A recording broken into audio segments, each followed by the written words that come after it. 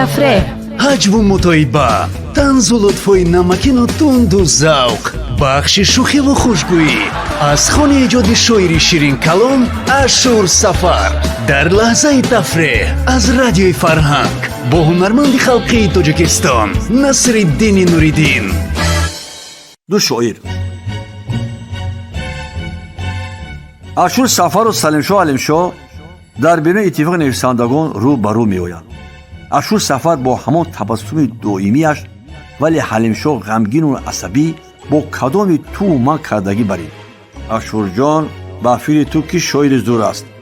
Ҷои салом алейк мепурсад Ҳалимшоҳ. Шоир фақат ман худамам, дигар ягон та аз шоир нестед. Ба суоли бемаънӣ бепарво ҷавоб медиҳад Ашур Сафар. لحظه تفریح در همه پولیس های میهن من عشق می روید، محبت می شکوفد.